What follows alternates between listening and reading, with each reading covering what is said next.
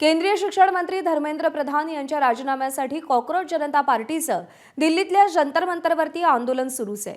राजकीय नेत्यांनी आंदोलनस्थळी धाव घेतल्यानं आंदोलक अधिकच आक्रमक झाले। आंदोलकांनी केंद्र सरकारला प्रचंड धारेवर धरलं। गुंडागर्दी नहीं चलेगी, तानाशाही नहीं चलेगीच्या घोषणा देऊन संपूर्ण परिसर दणाणून सोडला। दरम्यान आजही आंदोलक आंदोलनावरती ठाम आहेत, त्यामुळे आजही आंदोलन सुरू ठेवण्याचा निर्धार अभिजित दिपकेंनी केलाय। तर दुसरीकडे सोनम वांगचुक यांच्यावरती सफदरजंग रुग्णालयात उपचार सुरू आहेत, त्यांनी तिथेच उपोषण सुरू ठेवण्याचा निर्धार केलेला आहे।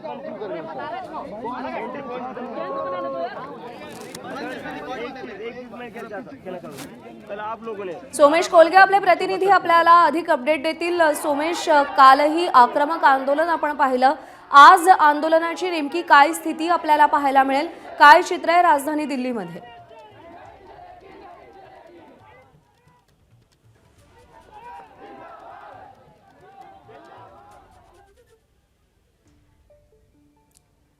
सोमेशशी आपण पुन्हा संपर्क साधायचा प्रयत्न करूया। तर सोनम वांगचुक यांच्यावरती सफदरजंग रुग्णालयामध्ये उपचार सुरू आहेत आणि तिथूनच उपोषण सुरू ठेवण्याचा निर्धार त्यांनी केलाय। तर आंदोलक आंदोलनावर ठाम आहेत, त्यामुळे आजही आंदोलन सुरूच ठेवण्याची घोषणा अभिजित दिपके यांनी केलेली आहे। राजकीय नेत्यांनी आंदोलनस्थळी धाव घेतल्यानं आंदोलक अधिक आक्रमक झालेत। आंदोलकांनी केंद्र सरकारला धारेवर धरलेलं आहे। कल आप लोगों ने 12-12 साल की बच्चियों का सर फोड़ा है।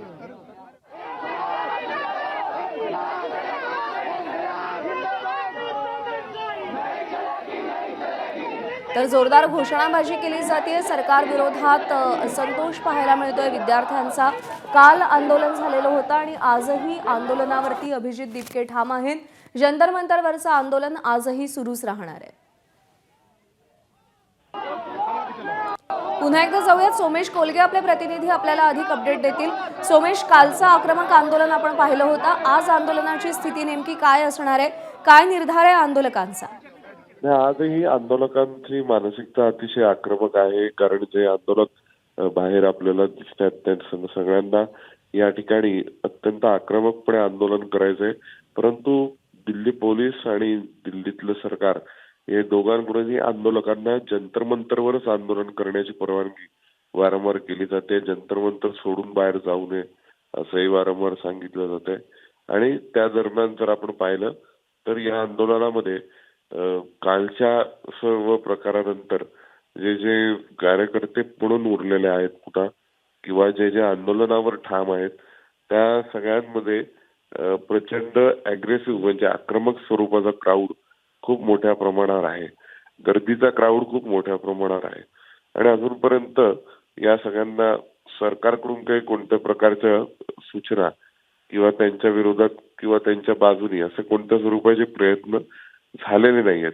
तरी सुद्धा आंदोलकांना अशी अपेक्षा आहे, काही सूत्रांकडून आपल्याला जी माहिती मिळाली त्यानुसार, की साधारणपणे उद्यापर्यंत किंवा आज दिवसभरामध्ये एखादा निर्णय होऊ शकतो काहीतरी या आंदोलनाच्या अनुषंगाने, मोर्चाच्या अनुषंगाने। आता तो निर्णय नेमका काय असेल ते माहिती नाही, पण त्यानंतर हे आंदोलन निर्णायक टप्प्यावर जाईल असाही एक अंदाज आपल्याला सीजेपीच्या सर्व इतर नेत्यांकडून ऐकायला मिळतोय।